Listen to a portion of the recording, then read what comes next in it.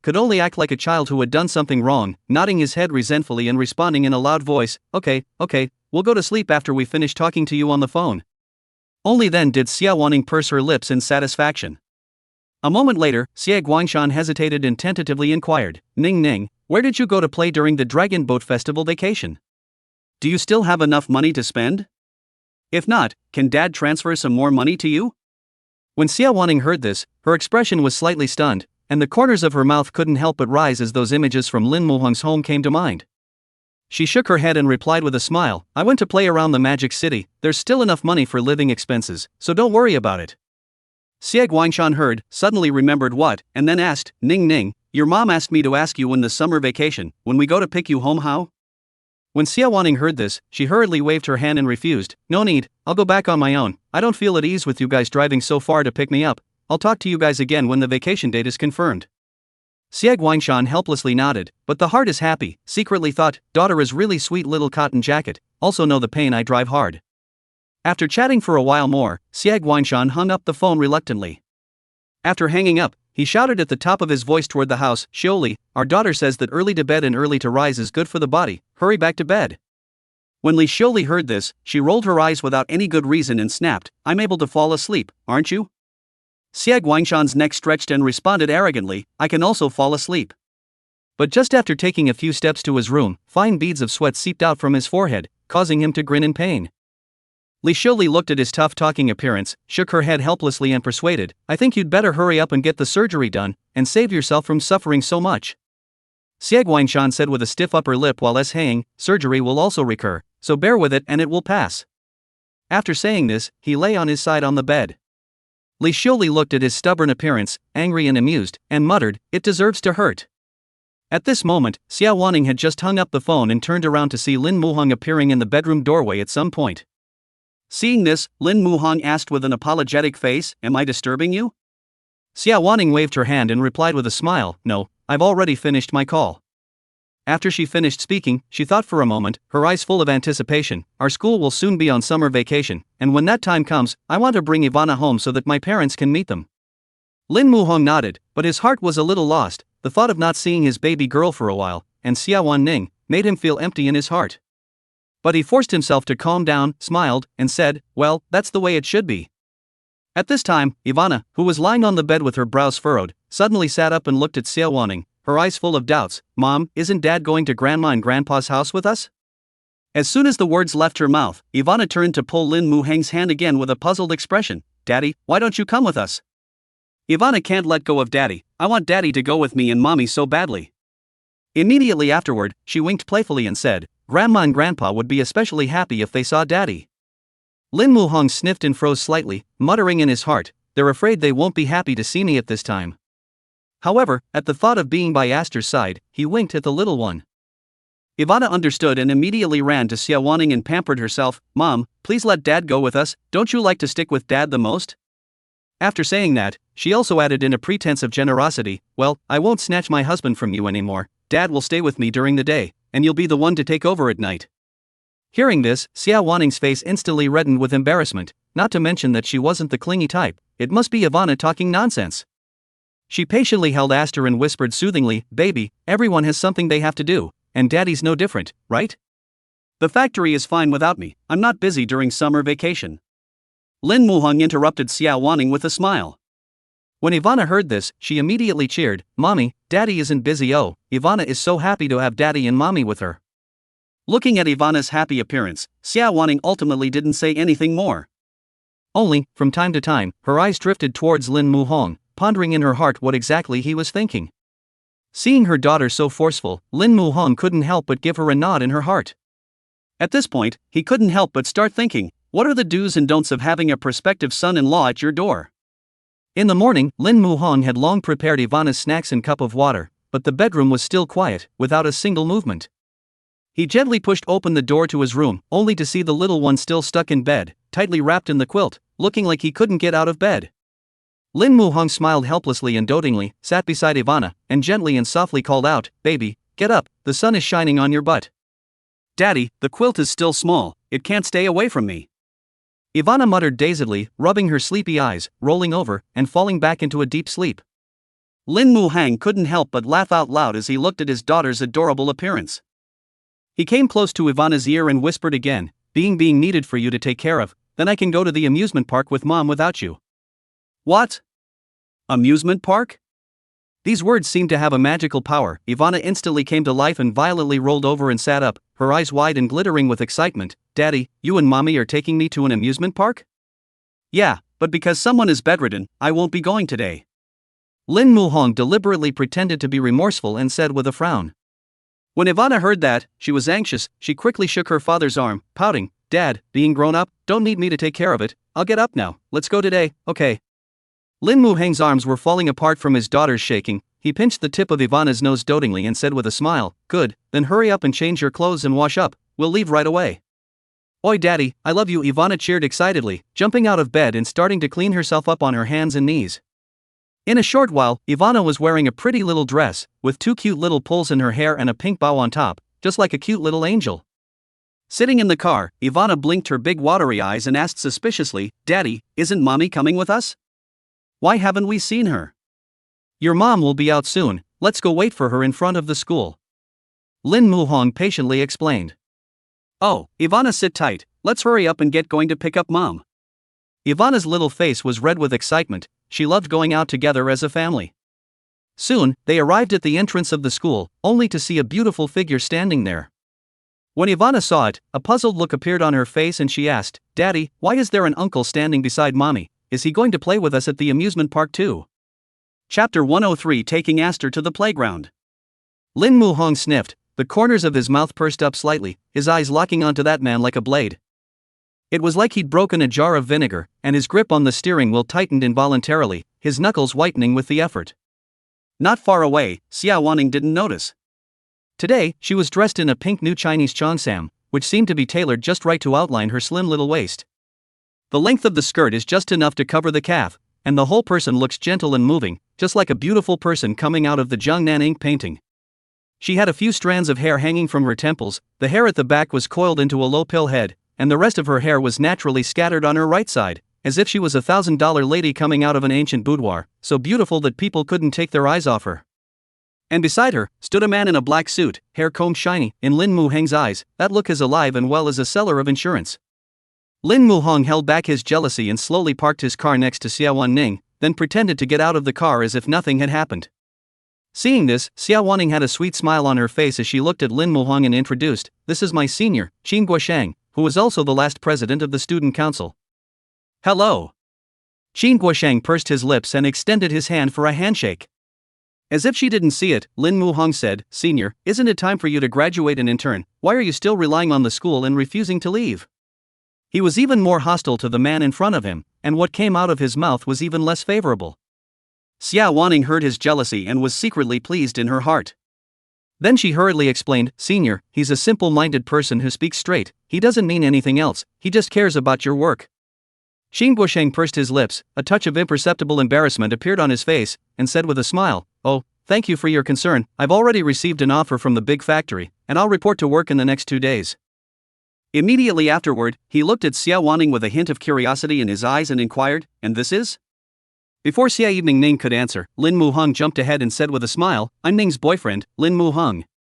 When Xie Wanning heard this introduction, her eyes instantly widened with incredulity, muttering in her heart, I didn't ask him to pretend to be a boyfriend. However, when she heard these words, a wave of joy welled up in her heart, and she secretly looked forward to it, wondering when this fake would become real.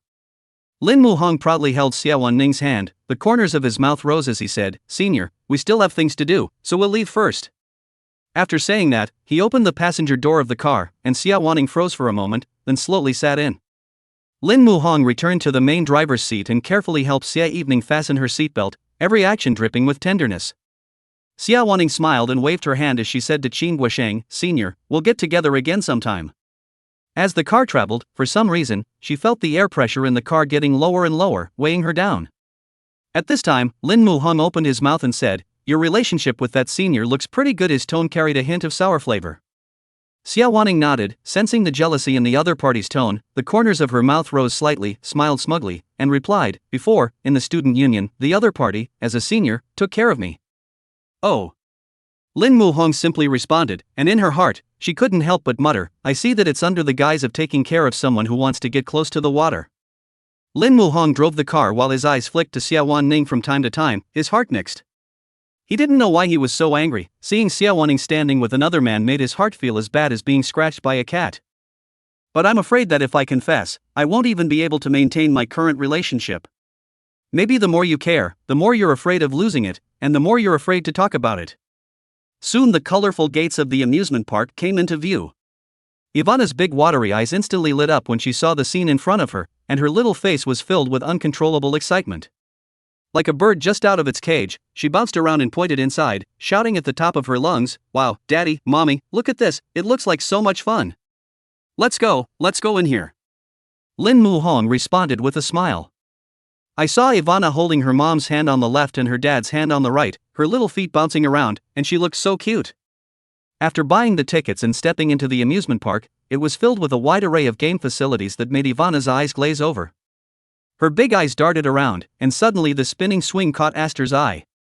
She was so excited that her little face turned red, like a ripe apple, and her little hand kept patting her father Lin Muhong's arm, saying eagerly, Daddy, Daddy, I want to play with the rotating swing. The voice was full of anticipation, as if she would immediately burst into tears if Daddy didn't say yes. Lin Muhong looked at his daughter's adorable appearance, dotingly pinched the tip of her tiny nose, and said gently, Okay, Daddy will take you there now. With that, he carefully placed Ivana on the planks of the rotating swing. Before long, other children took their seats, and the rotating swing began to turn slowly. Xie Wanning couldn't help but admonish from the side, Ivana, you have to hold onto the rope, or else you'll fall off. Ivana nodded seriously as she listened, gripping the rope tightly and feeling the amazing sensation of spinning. Lin Muhong wasn't idle either. He took out his cell phone and took a wild shot at Ivana, and kept shouting, Ivana, look at Daddy here, smile. Ivana immediately turned her head when she heard her dad's call. She compared scissor hands and spit out her little pink tongue, her eyes narrowed into slits as she smiled. After playing on the spinning swings, Ivana was again attracted to the children on the trampoline not far away, and she spread her legs and ran over to them. On the trampoline, Ivana jumped for joy, her little face flushed from the exercise as if she had blushed. Xie Lianning looked at her daughter's adorable appearance and said heartily, Baby, come over and have a drink of water, look at how sweaty you are from playing. Ivana gulped down her water, but her eyes were still looking around, as if looking for the next fun target. Suddenly, her eyes lit up and she pointed at the small roller coaster in the distance and excitedly shouted, Daddy, Mommy, let's go play that one, it looks so exciting. When she finished, she took the lead like a little rocket. Xie Wanning and Lin Muhong looked at their daughter's lively and lovely back and smiled at each other, then quickly followed. Sitting in the rabbit-shaped rocking car, Ivana waited expectantly, but after waiting for a long time, the car didn't move. She turned her head puzzled, looked at her mom and dad, and asked in a milky voice, Daddy, why isn't this car moving yet? Chapter 104, Wipe Your Husband's Sweat. Lin Muhong also felt strange as he looked around and soon saw the reminder of the facility next to him. It turns out that this roller coaster is powered, and someone needs to ride a bike next to it to provide power for the shaker to start. In order to let her daughter have fun, Lin Muhong did not hesitate to get on the bike. At first, he rode very hard, but his heart was filled with a sense of accomplishment when he saw Ivana's car finally easing forward a little. He gritted his teeth and redoubled his pedaling efforts, and Ivana's rocker slid like a windmill, from top to bottom and back again. However, the fun was always short-lived, and within seconds the car came to a stop. Ivana hasn't played enough, she beamed her little mouth, pulling her father's hand, pouting, Daddy, this is really fun, Ivana still wants to play again. That poor little look, let a person really cannot bear to refuse.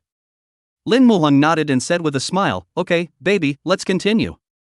Saying this, he started pedaling the bike hard again. It was a very hot day coupled with the exercise, and in no time at all his clothes were drenched in sweat and clinging to his body. However, seeing Ivana having so much fun made it all worth it for him. However, Ivana seemed to be addicted to playing and dragged Lin Muhong to the starting point again. Xie Evening gazed at Lin Muhong's sweat-soaked shirt, her heart full of pain. She gently pulled over Ivana's small hand, and said gently, Baby, let's play something else first, and let Daddy take a break, okay? Hearing this, Ivana tilted her little head, her big eyes flashing, full of innocence, and asked, Huh? Daddy can't make it so soon? Those innocent words made Lin Muhong cry and laugh. He tried to pull the corners of his mouth, squeezing out a smile and said, Baby, let's continue, Daddy is awesome. Never mind, I suddenly want to play something else. Ivana shook her little head and playfully poked her tongue out. She didn't want her dad to be too tired. Seeing that her father's forehead was covered in sweat, she turned her head to look at Xie Wanning, blinking her big eyes and said, "Mom, quickly wipe your husband's sweat off." After saying that, he also thoughtfully rummaged out a pack of tissues from his own small bag and handed it to Xie Wanning. Seeing this, Lin Muhang's heart was happy, not worthy of being his own little cotton-padded jacket, just sweet. He sat there, full of anticipation. Xie Wanning took the tissue, a trace of embarrassment flashed across her face, but in front of her children, she tried to maintain the appearance of a loving couple. She gently stood on her tiptoes and carefully wiped on Lin Muhang's forehead and slid down her cheeks to her neck. Suddenly, their gazes met unannounced, and Xie Lianning's pretty face instantly floated with a blush, as shy as a peach blossom blooming in spring. "That?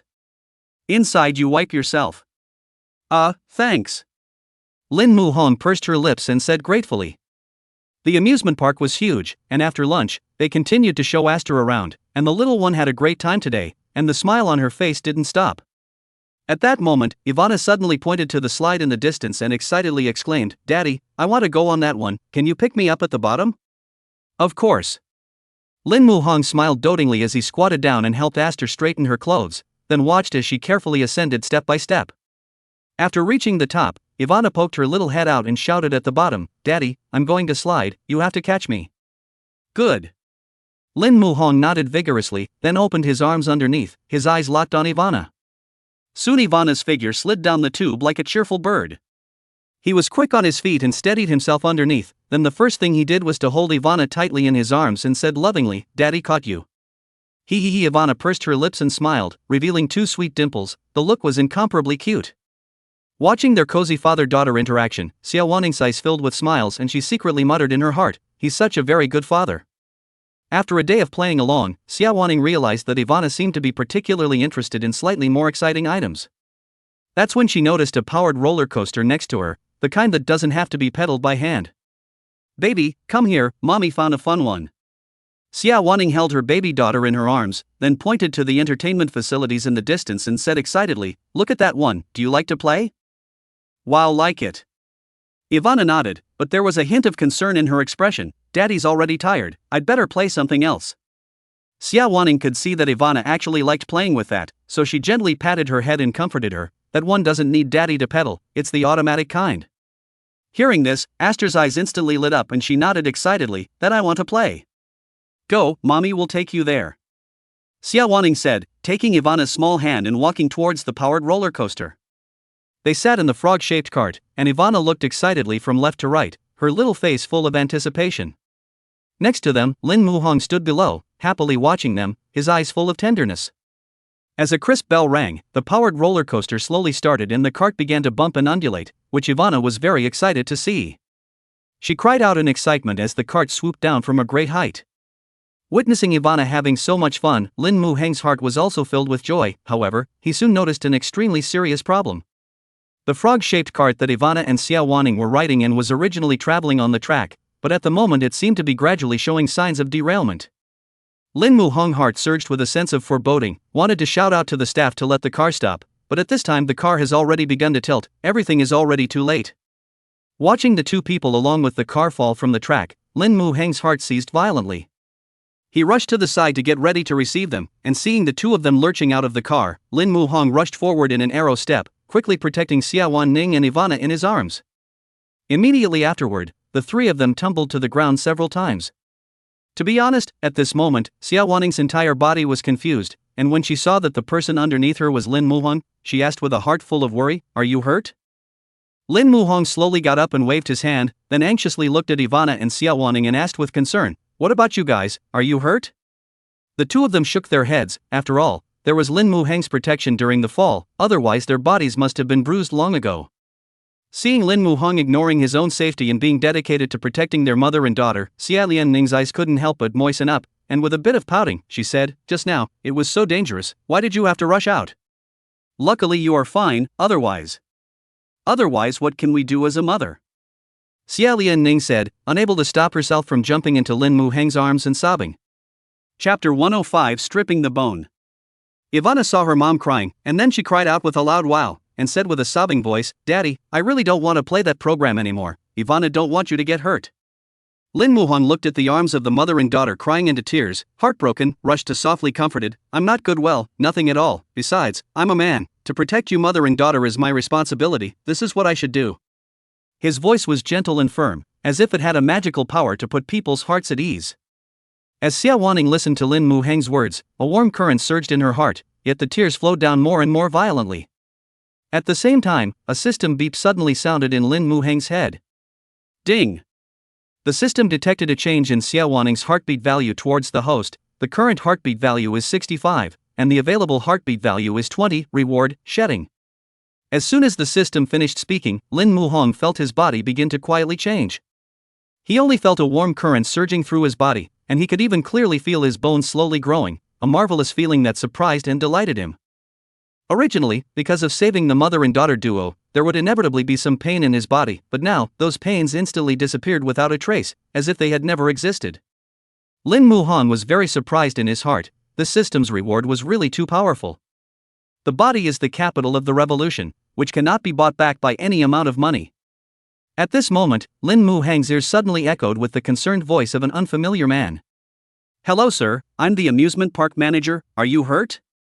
Do I need to call an ambulance for you? He snapped back to his senses, only to see a middle-aged man in a suit standing in front of him. The man was dark-skinned, short, and slightly frail, and the few hairs left on his head were tightly plastered to his scalp, making his appearance somewhat comical. Lin Mu Hong sniffed and gently waved his hand, the corner of his mouth squeezing out a smile. I'm fine, no need to call an ambulance. Oh. The manager hurriedly nodded his head after hearing this, and secretly breathed a sigh of relief in his heart. After all, if a customer was injured, they would have to bear the responsibility of compensation for the amusement park, and if that were to happen, it would be a big trouble. In order to be able to get the customer to stop counting on this accident, the manager was all smiles and extremely sincere as he handed 10 tickets to Lin Mu Hong with both hands. Sir, I'm really sorry for giving you and your family such a bad experience. These tickets are a small token of our amusement park's appreciation. Please do accept them. Seeing that the person's attitude was so sincere, and that he really hadn't suffered any substantial harm, Lin Mu Hong casually put away the tickets. After all, reaching out doesn't hurt. I hope this incident will be a wake-up call for your playground. These recreational facilities still have to be inspected on time, otherwise it will be too late to regret if something really goes wrong. Yes sir, we'll be sure to follow your instructions. The manager bent down again to apologize before slowly leaving. At that time, Ivana had been staring blearily at the tickets in Lin Mu Heng's hand, her eyes beaming. The fear that had lingered in the bottom of her eyes earlier had long since disappeared without a trace, replaced by a face full of excitement. She excitedly inquired, Daddy, with these tickets, can we just come over and play next time? Of course, as long as Ivana wants to play, Daddy and Mommy will bring you over, okay? Lin Mu Hong said with a doting face, his eyes full of tenderness. When Ivana heard this, she nodded her head happily, her little head like a rattle. Yes, Daddy and Mommy are the best, Ivana loves you. After that, the little guy sweetly gave Mom and Dad a kiss on each cheek, and it was adorable. Ivana saw some entertainment facilities in the distance that she hadn't played before, and her eyes instantly lit up, excitedly waving her little hand toward Lin Mu Hong and Xie Wanning, her voice softly pampering, Dad, Mom, Ivana hasn't seen any of those before, let's go and play together. Good. Xie Wanning and Lin Mu Hong looked at each other and smiled, their eyes full of favor as they followed behind Ivana. The three of them at this moment were just like a happy overflowing family of three. Until the sky darkened a little, Ivana was reluctant to go home with her mom and dad. Perhaps today's play is too much fun and exhausted energy. Ivana just finished dinner not long, then fell asleep on the sofa, little face flushed with red, sleep extraordinarily sweet. Seeing this scene, Lin Mu Hong was filled with pain, gently picked her up, carefully placed her, and gently tucked her in. He dropped a soft kiss on Ivana's forehead, his eyes full of favor, and murmured softly, Baby, sleep well. Inside the living room, Lin Mu Hong was sitting on the sofa when his cell phone suddenly rang. He picked up his cell phone and saw that it was Zhou Zhenfeng calling. On the other end of the phone, Zhou Zhenfeng said excitedly, Mr. Lin, I've pulled all of my previously laid-off colleagues to the Sky Honing factory. There are 4 of them in total, and now that the personnel are all in place, I can assure you that in less than a month's time, we will definitely be able to develop the cross-generation electric tricycle. Lin Mu Hong heard this and his heart was filled with expectations. After hanging up the phone, he mused, he had to hurry up and sell the Carefree Press, or the factory would be in the way of some people's wishes. Inside the Carefree publishing house, the employees walked into the company one after another and began their day at the office. In front of the company, an older woman in her 50s caught the attention of the receptionist. She was wearing a black floral chiffon shirt and flowery pants underneath, and she was furtively looking inside the company. Seeing her rather erratic behavior, the receptionist walked up and politely inquired, "Auntie, who are you looking for?" Wu Xiaofan looked up and down at the little girl in front of her and grinned. That smile carried a few points of enthusiasm and a few points of currying favor. She tentatively inquired, "I'm looking for Hu Lily, does she work here for you?" As soon as the little girl heard this, she smiled and said, "So you're here to find our editor-in-chief who, she's working here." After that, she looked at the woman in front of her and inquired suspiciously, "What are you to her?" "I'm her mom," Wu Xiaofan said excitedly. This morning had worn her out. In the morning, she followed Lily Hu to the building, not realizing that there were so many companies in this building. She was like a headless fly, looking for a long time before she found here. "So it's Auntie, you're here to see editor-in-chief Wu? Well, Auntie has something to say to her, can you call her out?" Wu Xiaofan inquired curtly, but that smile hid a hint of imperceptible sinister intent. Upon hearing this, the receptionist nodded with a smile and replied, "Auntie, please sit down for a while, I'll go and call right away." Good. Wu Xiaofan said gratefully, watching the receptionist walk away. The bottom of her eyes suddenly erupted with a vicious light, gritting her teeth and saying, "Little, I'll see where else you can hide." Inside the office, Hu Lily was sitting at her desk, concentrating on the paperwork. Suddenly, the phone on his desk rang, the shrill ringing harshly in the quiet office. She picked up the phone and when she heard what it said, she jerked out of her chair, her eyes filled with horror. How did she find her way here? Chapter 106 Publishers Unwelcome Guests. Hu Lily forced herself to be calm, but her voice still carried a trace of imperceptible trembling as she replied in a flat tone, "Okay, I know." After hanging up the phone, she took a deep breath and tried to calm the waves inside her as she slowly walked out of the office. As soon as Wu Xiaofan saw her, the corner of her mouth immediately put on that seemingly kind but actually hypocritical smile and said warmly, "Lily, Mom didn't bother you, right?"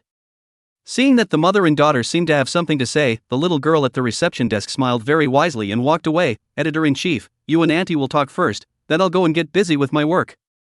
"Aha!" Hu Lily nodded, and after the person walked away, she looked around warily before pulling Wu Xiaofan to the stairwell. She lowered her voice, and with a heart full of aggravation and accusation, said, "How did you find my company?" "Of course I followed you over." The corner of Wu Xiaofan's mouth rose slightly in triumph, and that smile was filled with the pleasure of having succeeded in her calculations, just as if she did not have the appearance of a loving mother just now, and her eyes were filled with greed and selfishness. Hearing this, Hu Lily's eyes widened, her face full of incredulity, and her voice raised a few points. "You actually followed me? Who let you not give me money? I can only come up with this plan." Wu Xiaofan had a thick skin and crossed her arms with a righteous look, as if it was a matter of course for her to stalk her daughter. The look was like a greedy, hungry wolf that would not stop until it got the money. "Didn't I tell you, I don't have any money, not to mention why should I pay for my brother's wedding, I'm not obligated." Hu Lily said coldly, her eyes full of determination and helplessness. Growing up, her family was patriarchal, and her brother was like the baby of the family, while she, however, was just a maid who could be used at will. Had it not been for the financial support of the community's well-wishers, which enabled her to attend university, she would have been coerced by her family into marrying someone else. Hearing this, Wu Xiaofan's gaze instantly became fierce, as if quenched with poison, viciously said, "You dead girl, your brother's wedding you contribute some money how? You were born as a person of the Hu family, death is the ghost of the Hu family, not to mention that you earned the money should be filial piety to us." She thought to herself that her daughter was the family's cash cow, and if she didn't squeeze money out of her, how could she get her son and daughter-in-law and grandchildren? Hu Lily sniffed and let out a cold laugh, her eyes full of mockery. "Didn't I send you all the money I earned before? I really don't have any money in my hands now." Her heart was filled with sadness. For so many years, she was like an ATM machine, giving everything for her family, but never getting a single ounce of warmth. In order to make Wu Xiaofan break the idea of asking for money, she said aggrievedly, "As you can see, the place I live in now is not as big as a toilet place in my house. What kind of money can I have?" Speaking of this, the tears in the corners of Hu Lily's eyes involuntarily flowed down. "You guys never care about how I'm doing in Mordor, whether I'm being bullied or not, whether I'm well fed or not, and what else would you guys do other than ask me for money?" Wu Xiaofan probably felt irrational and lowered her head momentarily, but soon the guilt was swept away. She hooked her lips, looked up and down, and whispered, "You're not alive and well now, in all your glory." Recalling that scene just now, a touch of greed swept across her eyes, and then she piled up a fawning smile and said, "Lily, I just heard that little girl shouting at you as editor-in-chief. That's not a low position, right? So I'm sure the money must be quite a lot. Not to mention that this is the Magic City, a bustling first-tier city, and I heard old Zheng Tu next door say that he gets paid tens of thousands of dollars a month." As soon as the words fell out of her mouth, her face suddenly changed, full of dissatisfaction, and she continued, "You earn so much money every month, only to give us $10,000, do you still have a conscience? I didn't ask for more, the bride price for your brother's marriage plus the money to buy a house, only asked you for $500,000, it's just a drop in the bucket for you, why are you so reluctant? When you were a child, you ate ours, drank ours, what happened to asking you for money?" Wu Xiaofan said, more and more angry, annoyed, ruthlessly pinched Hu Lily's arm, to vent their anger. At this moment, the corner of Hu Lily's mouth hooked into a cold smile as she violently broke away from Wu Xiaofan's hand and angrily roared, $500,000? Not much? You think I'm an ATM, where can I get you that much money? I only have 20,000 in my hand right now, you go home now, I'll immediately give you a credit to the card.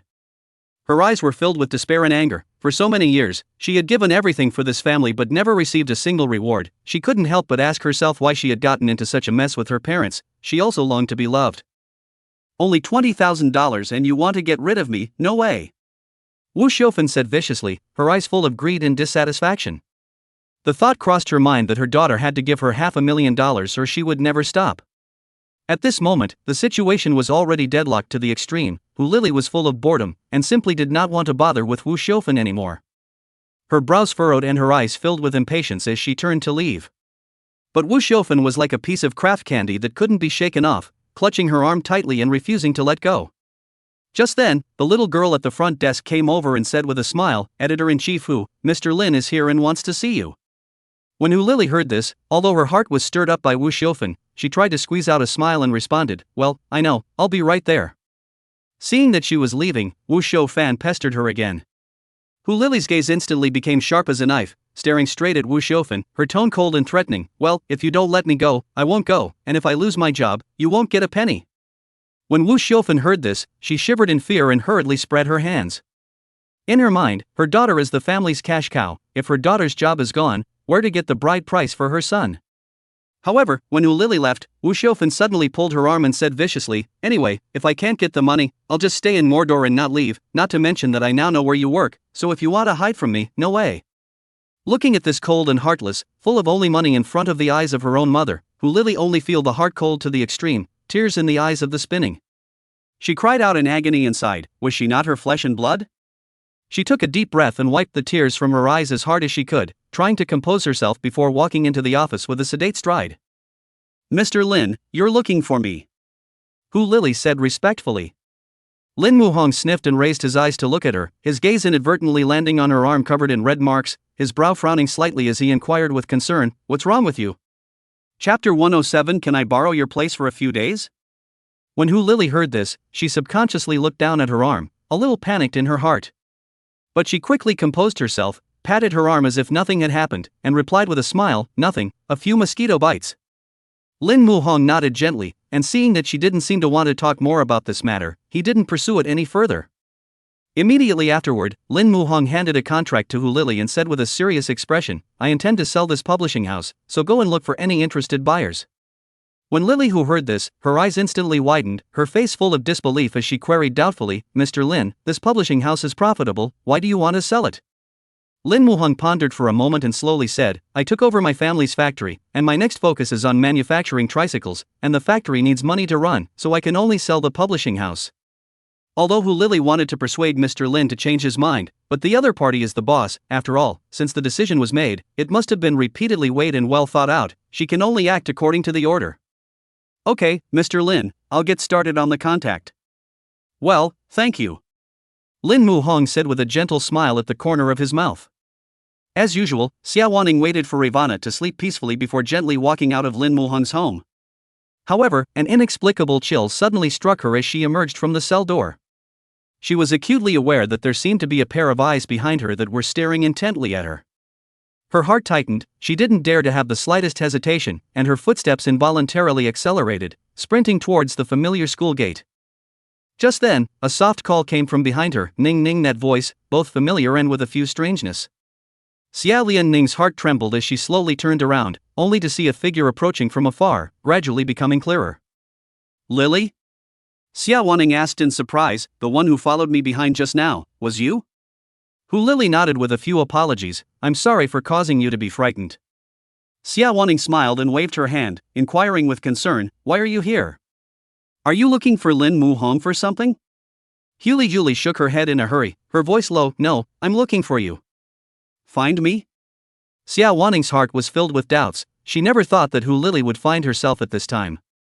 Hu Lili took a deep breath and summoned up the courage to say, I'm in Magic City, I don't have many friends, can I borrow your place for a few days? When Xie Evening Ning heard this, her heart instantly understood, thinking that the other party must have encountered some difficulties, and only then would she ask for help in such a low voice. Without the slightest hesitation, she readily agreed, of course. Although the school had a strict bed-checking system, one more person was not a difficult task for Xie Wanning. She led Huli Yuli through the paths of the campus to the girls' dormitory. In their major, they were in a two-person dormitory, and her roommate was Xiao Chao. Upon entering the dormitory, he saw Xiao Chao leisurely applying a face mask, her fingers sliding rapidly on her cell phone to play a game. Seeing this, Xie Wanning looked at Xiao Chao and introduced, Xiao Chao, this is my friend Hu Lili, she will be staying in our dormitory for a few days. Hello, sorry for the trouble. Huli Yuli said with a hint of apology. It's fine. Xiao Chao smiled and waved her hand, but her eyes never left the cell phone screen, her fingers still busy operating. After Hu Lili entered, her eyes looked around curiously, and she couldn't help but sigh in her heart that the spaciousness of this girl's dormitory was more than 3 times the size of her cramped quarters. The thought of sending money back to my parents in order to save money, while living in such a cramped place myself, brought a tinge of regret to my heart. However, at this moment she has figured out that even if she donates this money, she will not give her parents and brother another penny. Xie Wanning acted extremely enthusiastically, helping to find slippers and rummaging through pajamas, making Hu Lili somewhat flattered. Hu Lili was filled with gratitude and said, Ning Ning, I really thank you, if it wasn't for you bringing me back, I might have really had to live on the streets. It's fine, this little thing, you don't have to take it to heart. Xie Wanning softly comforted, she didn't ask much about other things for fear of touching Hu Lili's sadness.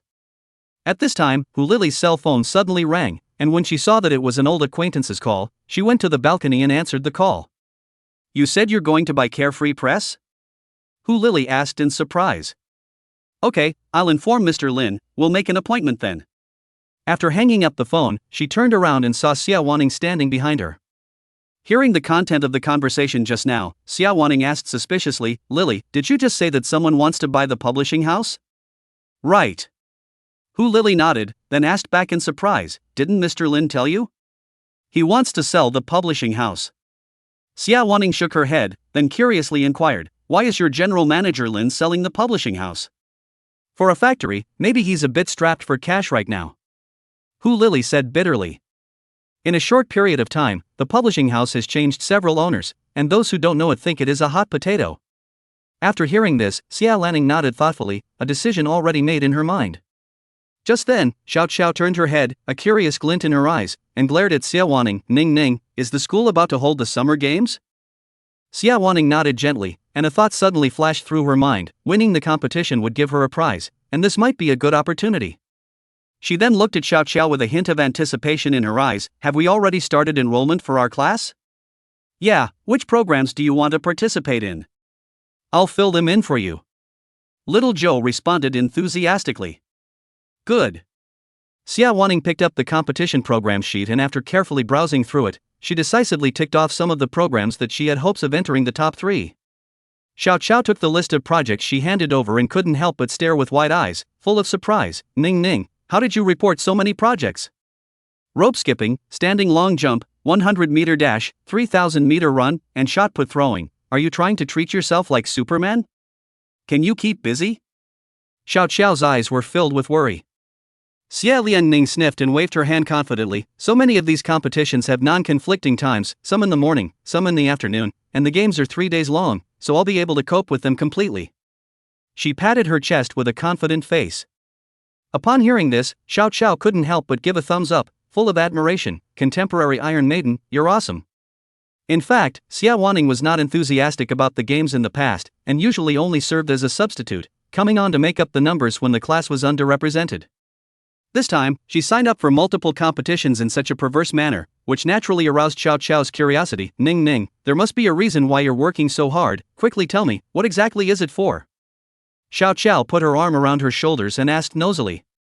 What else can it be because of course it's because of the love of sports. A hint of panic flashed in Xie Wanning's eyes, but it was quickly covered up. Seeing that her best friend refused to admit it, Xiao Xiao had no choice but to give up. However, Hu Lily, who was listening silently on the side, knew it by heart. Chapter 108 You're just the right size. Just as the day dawned, Hu Lily opened her eyes, no longer sleepy. She gingerly got up from the bed, taking each step carefully for fear of disturbing Xie Wanning, who was still sleeping beside her. After changing her clothes, she simply washed up and was about to go out when Xie Wanning's voice with sleepiness suddenly came from her ears. Lily, you're up so early? Hu Lily turned around, a gentle smile blooming on her face, and replied softly, there's no way I'll have to go to work. She paused, her eyes filled with gratitude. Ning Ning, thank you for taking me in, then I'll leave first. Xie Lian Ning waved her hand sleepily and fell headfirst onto the bed again. However, Xie Wanning had just closed her eyes for a short while when she suddenly and violently remembered that she had signed up for the school's field day. If you want to get the prize money, you have to start training physical strength now. Thinking of this, she instantly fell asleep, sat up from the bed with a carp, changed into her sweatshirt nimbly, and hurried out the door. On the other hand, Hu Lily arrived at the company building with heavy steps. When she saw an acquaintance, she took a deep breath and immediately burst into a smile, her whole body full of vigor. Entering the lobby of the building, at the entrance to the elevator stood an older man in his 50s, dressed in a worksuit, and was standing there in high spirits. Seeing this, Hu Lily greeted her smilingly and greeted her warmly, Uncle Zhang, good morning. When Zhang Guangjuan saw that the visitor was Hu Lily, a kind smile appeared on his face as well, and he asked with concern, Little Hu, why did you come so early today? Hu Lily frowned slightly and pretended to be bitter. There are some things in the company that I need to deal with, so I have to come early.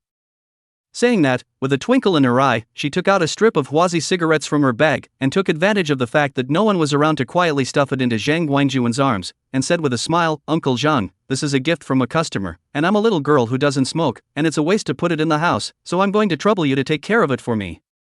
Zhang Guangjuan's eyes instantly glowed when he saw Huazi smoke. He's a man who doesn't have many other hobbies, just loves to smoke and drink, but the cigarettes he usually smokes are the cheapest ones, less than $10. What's in front of him is a Huazi cigarette. He's never smoked one in his life. Hearing Hu Lily's words, he smiled so much that the wrinkles at the corners of his eyes squeezed together, and hurriedly said, all right, then uncle will take care of it for you. At this moment, Zhang Guangjuan clutched Huazi's cigarette like a treasure, then secretly put it into his clothes. Hu Lily saw this, the corner of her eyes were full of smiles. She saw the other party accepted the cigarettes, so she pretended to be aggrieved and cried to Zhang Guangjuan. Uncle Zhang, in the last few days there are always people pretending to be my mother in the office building. You said my mom is staying at home properly, how dare these people? I'm a little girl from out of town, it's nothing to be aggrieved, but don't affect the company. Upon hearing this, Zhang Guangjuan immediately concurred, well, the company is very jealous of these. Soon, he understood that the other party was saying this to him, eat people's mouths, take people's hands. He patted his chest and swore, Xiaohu, don't worry, I guarantee that I won't let those crooks pass through this fence gate. A trace of joy flashed in Hu Lily's eyes as she sincerely thanked, thank you Uncle Zhang Nen. After doing this, she was relieved and only hoped that Wu Shou-fan would know what to do and return home earlier. In the morning, at the dining table, Ivana and Lin Mu Heng's gazes were locked onto Xie Wanning, full of concern. Ivana was the first to break the silence. She frowned painfully on that small brow and asked in a childish voice, Mommy, why are there so many beads of sweat on your face? Are you not feeling well? Xie Wanning sniffed and tenderly stroked the little one's head, her face filled with a doting smile, and softly explained, no, Mom just came back from running, that's why she's sweating so much. Oh, so that's how it is. Ivana nodded her head as if she understood, and then picked up a steamed dumpling and put it into her mouth, her cheeks bulging round, just like an extremely cute little hamster. Today's Xie Wanning was dressed in a black sports suit, her hair was tied up high and tied into a competent high ponytail, and the whole person exuded youthful vigor and radiance. When Lin Mu Hong heard this, he slightly furrowed his brows and secretly pondered in his heart, could it be that she was on a diet? He raised his eyes to look at the other party, his gaze landing on Xie Wanning's slender figure, and slowly said, you're not fat, your figure is just right. Hearing these words, Xie Wanning was slightly stunned, a blush surfacing on her face as she secretly rejoiced in her heart, is he caring about me? In order to avoid the other party's misunderstanding, she hastily explained, I didn't want to lose weight, but I signed up for the school's summer games program and wanted to work out in advance. Oh. Lin Muhong nodded and stopped speaking. After finishing his meal, he turned his gaze to the other man and spoke, I have to go out later, so I'm counting on you to take care of Aster. Don't worry about going, I'm here. Xie Wanning smiled in response, her mind recalling Hu Lily's words from yesterday. Her hand unconsciously fumbled in her coat pocket, but found nothing. With a pang in her heart, she suddenly remembered that the item hadn't been in this dress. Xie Wanning secretly bellyaching, it seems that we can only find another time. On the other hand, last night Lily did not come home, Wu Xiufen early in the morning to daughter's workplace squatting.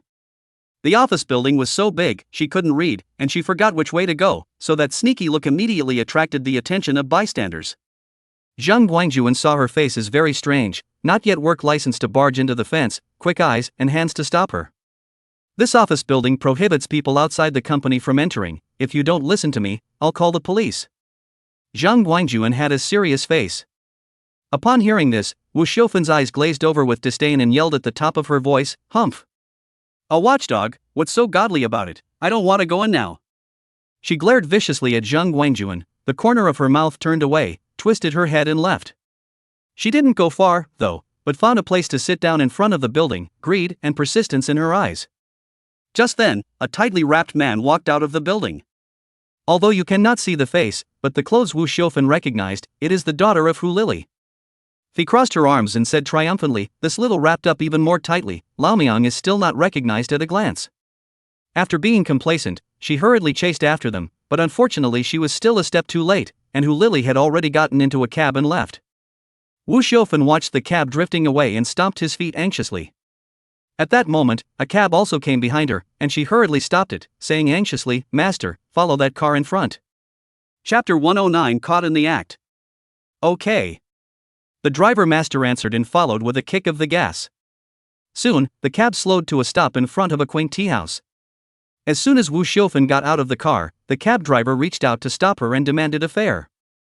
At this moment, she is anxious to think about how to settle accounts with Hu Lily, which have the heart to pay, pull her legs and want to slip. However, the driver was quick on his feet and yanked her by the shoulders, roaring, "Want to ride in a bully car? Hurry up and pay." "How much?" Wu Xiufen frowned heartily, her eyes filled with dismay. 87. The driver replied coldly. "What? So expensive?" "It can buy 9 pounds of meat." Wu Xiufen pulled out the money with great reluctance, cursing under her breath. Looking at the little money left in her pocket, she gritted her teeth and muttered viciously to herself, "Little, causing your mother to suffer so much, I must get this debt back." Wu Xiufen looked up at the ancient and elegantly decorated tea house in front of her, patted her body, and walked in with big steps. However, her earthy dress and vulgarity did not fit in with the elegant atmosphere of the tea house. Soon, the people in the tea house drove her out. "Where is this stinking beggar from that dares to come here to beg? Get out quickly, don't dirty our place." Being humiliated like this, Wu Xiufen instantly became furious. She jumped up, crossed her arms and pointed at the other party, cursing, "You're the one who stinks of begging. Dog-eyed lowly thing, I still don't care to enter your Thai place. What the hell, a cup of tea costs 380, why don't you guys go rob a bank?" She cursed while stomping her feet in anger, the shrew-like appearance was exposed. After scolding, the hatred under Wu Xiufen's eyes became even more intense as she gritted her teeth and muttered to herself, "This dead girl, how dare you come to such an expensive place to spend money and still cry poor with me? Let's see if I don't tear off your fake mask and show you in your original form." Inside the tea house, sandalwood incense curled up, and the antique wooden tables and chairs glowed with a warm luster. After Hu Lily received the news of Lin Muhang's arrival, she waited in the lobby early. Soon, Lin Muhang's figure appeared at the entrance of the tea house, and she hurriedly greeted him with quick steps, her face piled with a warm smile. "Mr. Lin, the other party has already arrived and is waiting in the box." Lin Muhang nodded slightly and inquired while walking, "Can you learn what the other party is?" The corner of Hu Lily's mouth rose slightly, revealing a mysterious smile, deliberately selling a secret, saying, "Our old acquaintance, you'll know when you see him in a while." Saying that, she gently pushed open the door of the compartment and sidestepped to let Lin Muhang enter first. Inside the box, the aroma of tea overflowed, and a man's back came into view. Lin Muhang stepped inside the house. When he saw the person's face, he couldn't help but be slightly stunned. It was really an old acquaintance. "Mr. Chow." Lin Muhang was the first to speak, a hint of surprise in his tone. The person in front of him is none other than the caterpillar owner Zhou Shudong. How could he not expect that it was him who wanted to buy his publishing house? Zhou Shudong turned around with a bright smile on his face and greeted him warmly, "Mr. Lin, long time no see." Lin Muhang smiled and responded, "It's been a long time, looks like the caterpillar is doing well." Saying that, his gaze fell on the valuable watch on Zhou Shudong's wrist. Zhou Shudong nodded his head, his eyes full of complacency. "Well, it's not bad, we acquired Child's Play some time ago. At the mention of Child's Play, Lin Muhong couldn't help but feel a ripple in his heart. When I think of the beginning, I was blocked by the children's network of the scene is still vivid in my mind. It has not been a long time, but things are not the same. It is really saddening. Congratulations, Mr. Zhou. Lin Muhong said from the bottom of his heart, then his words changed. Now Mr. Zhou wants to move into the real economy? Zhou Shudong pondered for a moment, slowly said, we want to entity network both hands. Originally wanted to set up a publishing house. The result is that we received industry news that Mr. Lin wants to sell worry-free. This is really a coincidence. Lin Muhong pursed her lips and smiled, her gaze looking at Hu Lily, saying, I think Lily has already told Mr. Zhou about my psychological price. I wonder how Mr. Zhou has considered it. Zhou Shudong frowned slightly, after thinking for a moment, said in a firm tone, the price is low. We're willing to pay $83 million to take the publisher. When these words came out, Hu Lily froze. She couldn't help but open her mouth to inquire, Mr. Zhou, are you sure it's 83 million? Right. Zhou Shudong nodded heavily, his eyes revealing unquestionable firmness. Lin Muhong also felt very surprised, hurriedly said, Mr. Zhou, business is business. You don't need to raise the price because of the relationship between us. I'm happy if you don't press my price.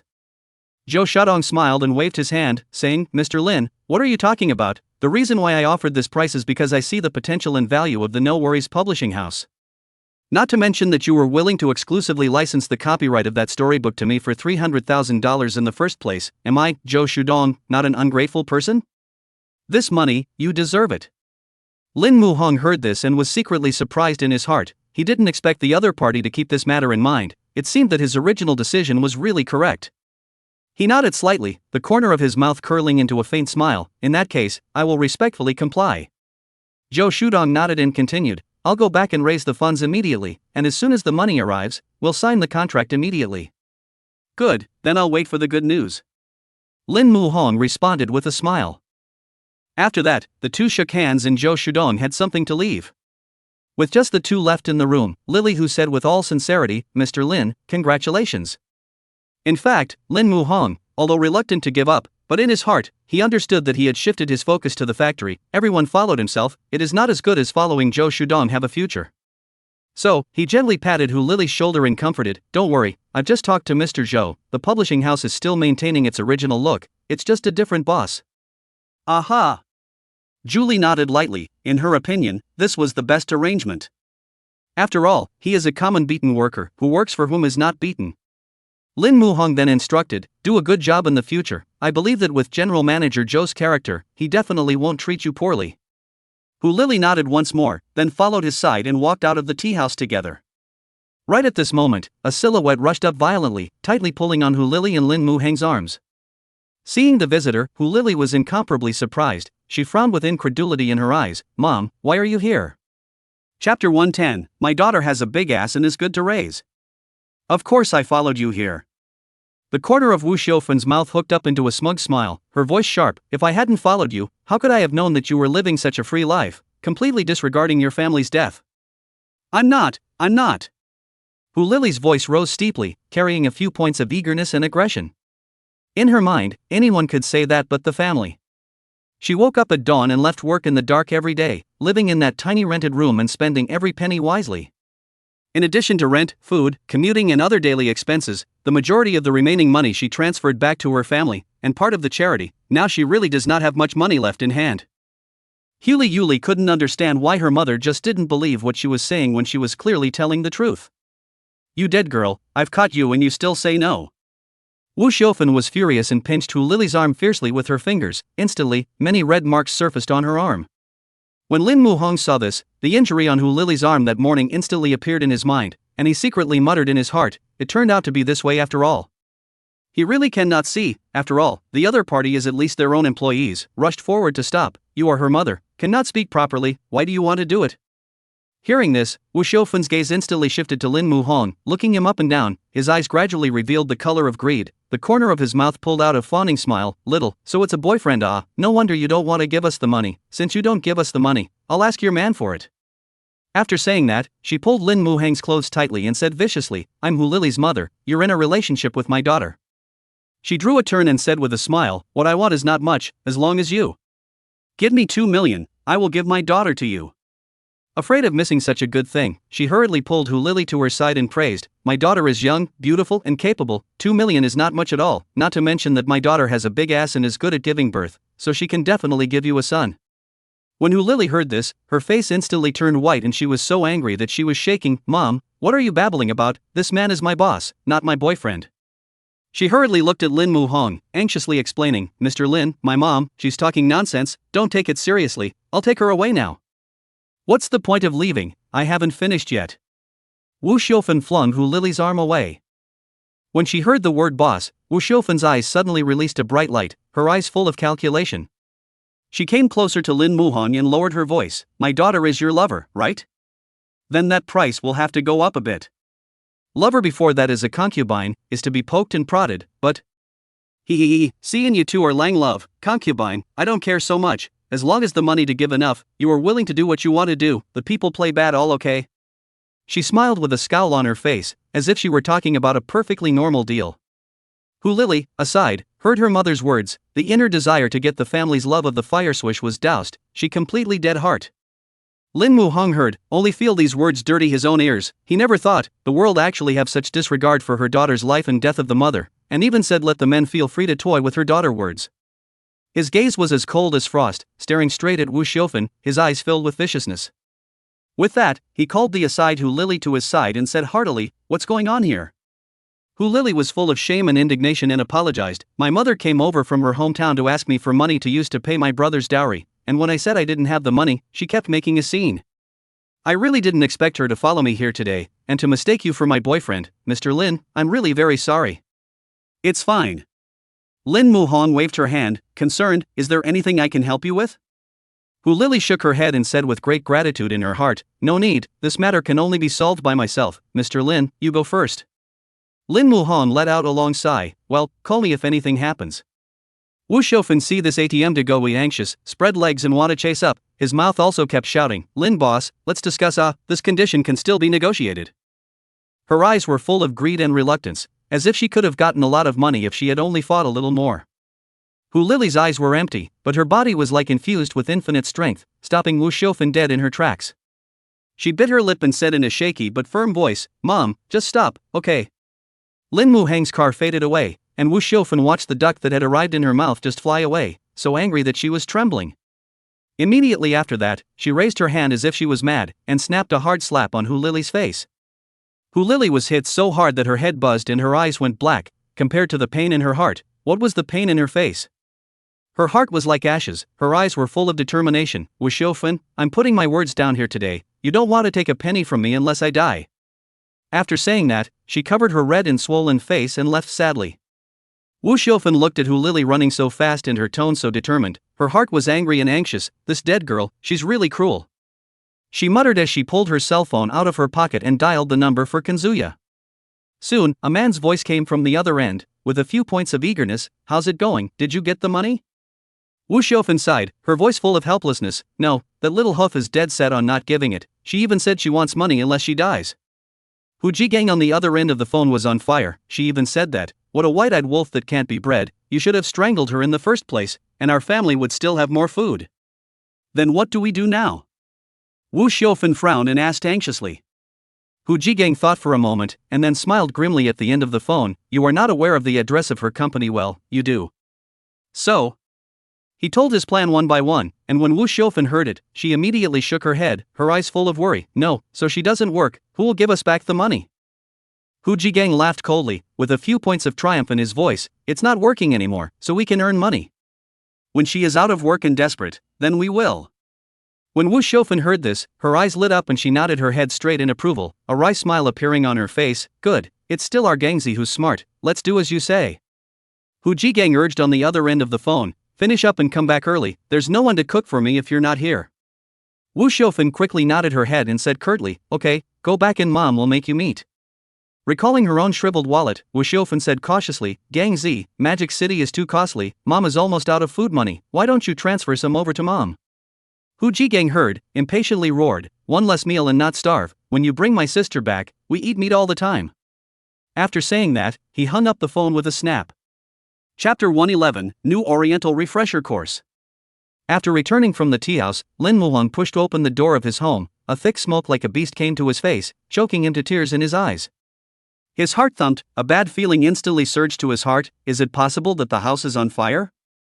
He couldn't think twice about it, and pulled himself up and ran for the kitchen.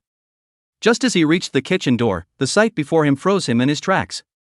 I saw Xie Wanning wearing protective goggles on her head, holding the lid of the pot in one hand like a shield, and the spatula in the other hand, stirring the pot haphazardly.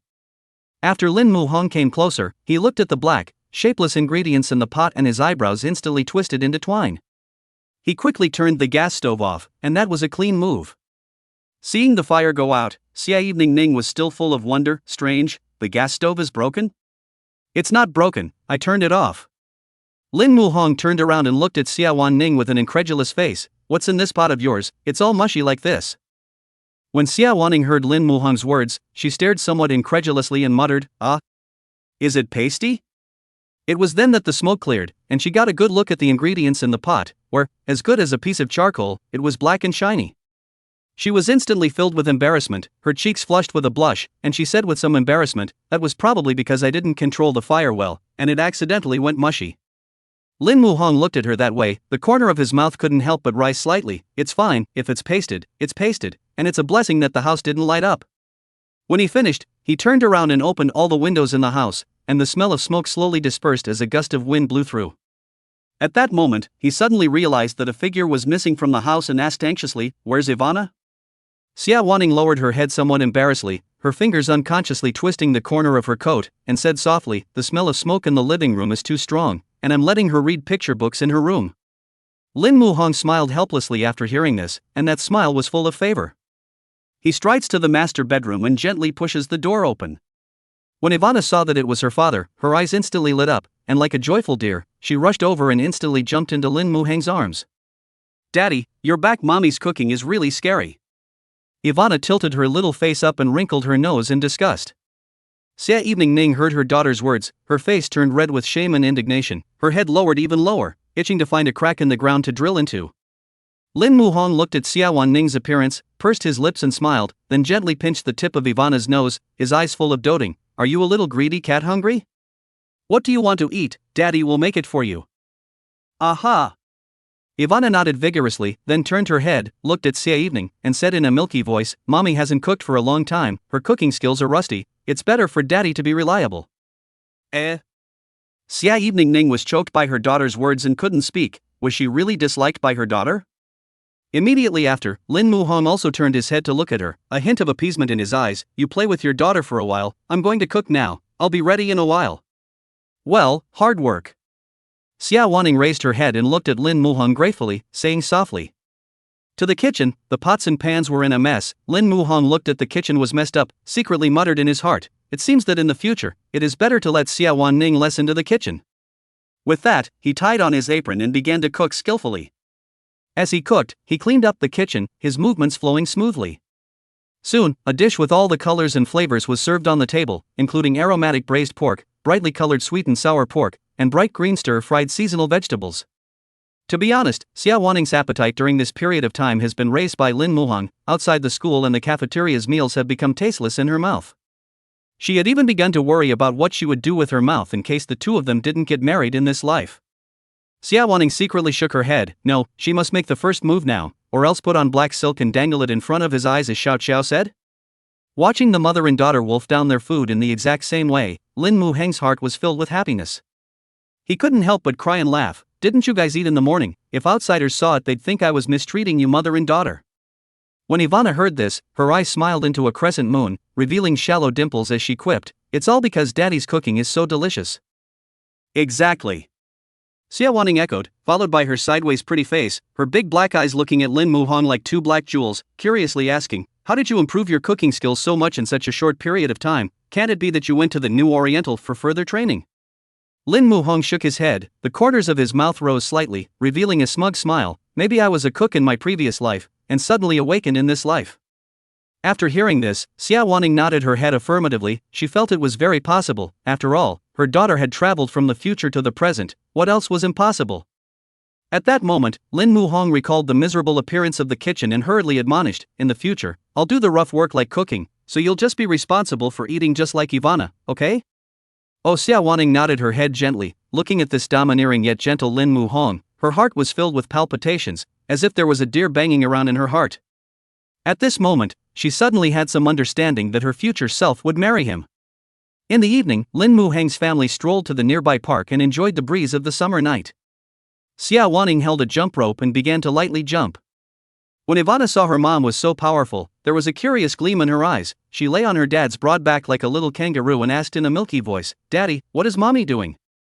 It looks so interesting. Lin Muhong smiled gently and explained, "Baby, that's jumping rope, mommy is exercising." Ivana blinked her big eyes, and when she saw her mother stop for a rest, she immediately darted over like a happy bird, hugged her mother's thigh tightly, and pouted, "Mom, Ivana wants to dance too, okay?" Xie Wanning dotingly touched her daughter's head and said with a smile, "Of course, our little princess is the biggest." With that, she pulled Ivana across from her and patiently taught her, "Honey, when mommy yells jump, you jump up as hard as you can, okay?" Ivana knows. The little one nodded her head vigorously, her fleshy little face full of seriousness. She perked up her little ears and listened intently to her mom's instructions. As soon as the word jump came out of her mouth, Ivana jumped up like a bunny. Watching the jump rope pass under her feet, she clapped her hands and laughed with excitement. Wow, that was fun. Immediately afterward, she looked up at Xie Wanning curiously, "Mom, how many people can this jump rope hold to jump together?" Xie Wanning thought for a moment and replied, 4 or 5 should be no problem." Ivana's eyes instantly lit up when she heard that. She excitedly ran to her dad's side and took his hand and shook it. "Daddy, you dance with us."